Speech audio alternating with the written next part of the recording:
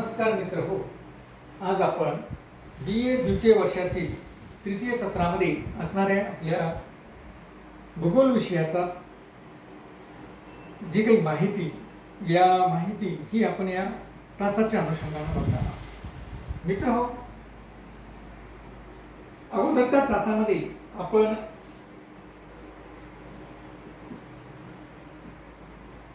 हवामानशास्त्रासंबंधी हवामानशास्त्राचा कशा पद्धतीने विकास झाला, हवामानशास्त्राचा विकास होत असताना कोणकोणत्या शास्त्रज्ञांचं योगदान लागलं, त्यानंतर हवामानशास्त्राच्या असणाऱ्या व्याख्या आपण बघितल्या, हवामानशास्त्राचं असणारं स्वरूप आपण मागील तासामध्ये बघितलं आणि मागील 2 तासापासून आपण हवामानशास्त्राची असणारी व्याप्ती या ठिकाणी बघत आहोत. मित्र हो, या अगोदर आपण हवामानशास्त्राच्या व्याप्तीमध्ये म्हणजेच हवामानशास्त्राच्या कोणकोणत्या शाखा निर्माण झालेल्या आहेत, हवामानशास्त्र किंवा हवामानशास्त्रात हे प्रामुख्याने कोणत्या घटकांचा अभ्यास करतं याचा विचार आपण मागील तासापासून या ठिकाणी करत आहोत. मागील तासामध्ये आपण प्राकृतिक हवामानशास्त्र, प्राकृतिक घटकांचा अभ्यास करतो म्हणून प्राकृतिक हवामानशास्त्र, किंवा आपण असंही म्हटलेलं आहे की प्राकृतिक दृष्टिकोनातून हवामानाचा अभ्यास करतं म्हणून प्राकृतिक हवामानशास्त्र यांचाही आपण या ठिकाणी विचार केलेला आहे. त्यानंतर हवामानशास्त्राच्या व्याप्तीमध्ये दुसरी जी शाखा आपण हवामानशास्त्राची बघितली ती म्हणजे गतिक हवामानशास्त्र.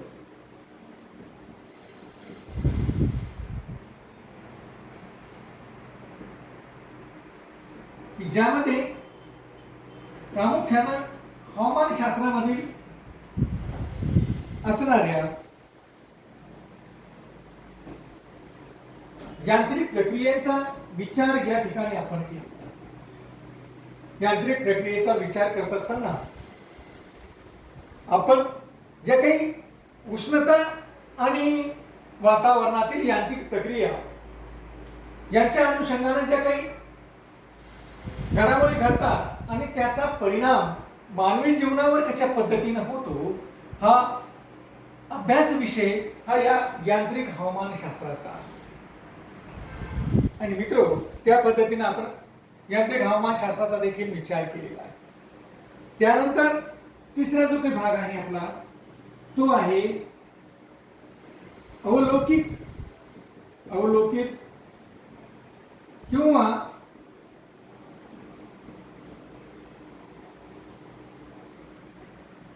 विवरणात्मक हवामानशास्त्र.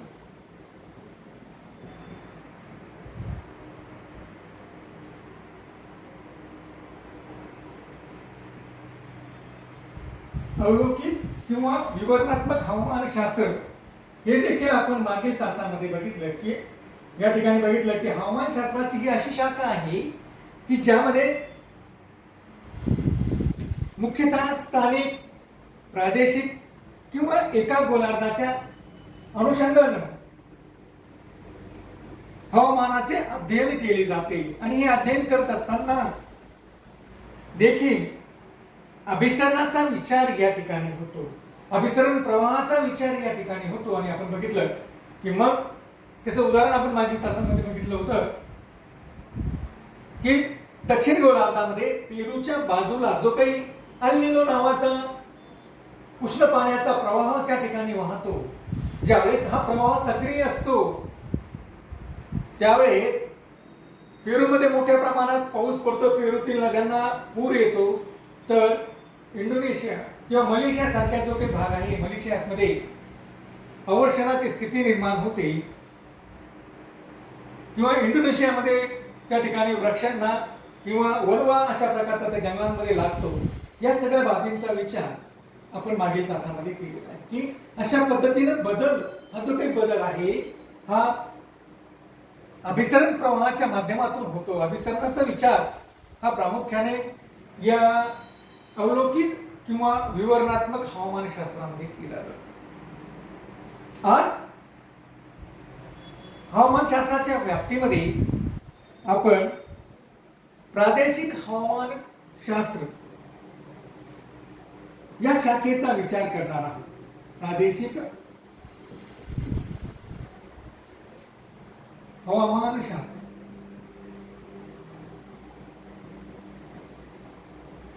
प्रादेशिक हवामानशास्त्र हे मुख्यतः विशिष्ट भौगोलिक प्रदेशातील हवामान संशोधनाशी संबंधित आहे किंवा संशोधनाशी निगडीत आहे. बघा, प्रादेशिक हवामानशास्त्र हे प्रामुख्याने विशिष्ट प्रदेशामधील किंवा विशिष्ट भौगोलिक प्रदेशातील हवामान विषयक जे काही संशोधन मानवाने केलेलं आहे त्या संशोधनाशी निगडीत असलेलं आपल्याला दिसतं. याची उदाहरणच घ्यायची झाल्यास आपल्याला दिसून येतं की सूक्ष्म असे हवामानाचे विभाग त्या ठिकाणी त्यांनी केलेले आहे. आपण पाहतो की भारताचं असणारं हवामान कसं आहे असं ज्यावेळेस आपल्याला विचारलं जातं त्यावेळेस भारताचं असणारं हवामान हे मोसमी स्वरूपाचं आहे असं आपण म्हणतो. परंतु ज्यावेळेस या भारतातील असणाऱ्या वेगवेगळ्या प्रदेशाचा आपण सूक्ष्मतेनं अभ्यास करू लागतो त्यावेळेस अधिक संशोधन त्या ठिकाणी त्या प्रदेशाच्या अनुषंगानं हवामानाचं संशोधन त्या ठिकाणी करू लागतो त्यावेळेस आपल्याला तो एक वेगळाच प्रकार त्या ठिकाणी निदर्शनास येतो. खास करून जर आपण विचार केला तर आपल्याला असं दिसतं की दख्खनचं पठार, या दख्खनच्या पठारावरील असणारं हवामान हे विशिष्ट प्रकारचं आपल्याला असलेलं दिसतं. मग ती सह्याद्री पर्वतरांग असेल त्या सह्याद्री पर्वतरांगेमुळे नैऋत्य मान्सून वाऱ्यांना होणारा अटकाव असेल किंवा या दख्खनच्या पठारावर असणारी जी काही वातावरणाची स्थिती आहे या वातावरणाच्या स्थितीमध्ये झालेले स्थित्यंतर असतील या सर्वांचा परिणाम असा होतो की या ठिकाणी या दख्खनच्या पठारावरील काही भाग एक विशिष्ट प्रकारचा हवामान त्या ठिकाणी निर्माण झालेला आपल्याला दिसतो. किंवा आपण मराठवाड्यातील हवामानाचा जर विचार केला की मराठवाड्याचं हवामान हे सुद्धा एक वैशिष्ट्यपूर्ण असलेलं आपल्याला दिसतं. ज्यावेळेस आपण मराठवाडा हा एक सूक्ष्म प्रदेश म्हणून त्या ठिकाणी घेतो त्यावेळेस आपल्याला असं संशोधनांती असं दिसतं की मराठवाड्यामध्ये पावसाचं प्रमाण हे अत्यल्प आहे. या ठिकाणी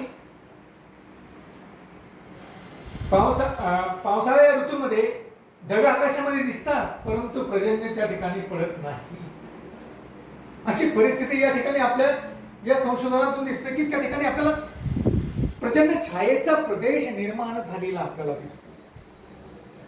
मग हा एक या प्रदेशातील असणाऱ्या हवामानाचा या प्रदेशातील असणाऱ्या हवामानाचं हे वैशिष्ट्य आपल्या नजरेसमोर येतं आणि मग आपण पाहतो की मराठवाड्याचा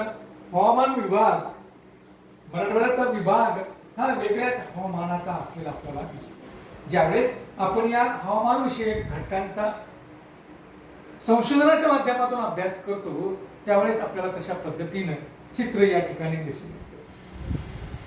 त्यानंतर आपण पाहतोय की हिमालय पर्वतीय प्रदेश, मी भारताच्या संदर्भातच काही उदाहरणं या ठिकाणी देतो जगाचे उदाहरण दिल्यापेक्षा, की हिमालय पर्वतीय प्रदेशातील असणारं हवामान, हिमालय पर्वतीय प्रदेश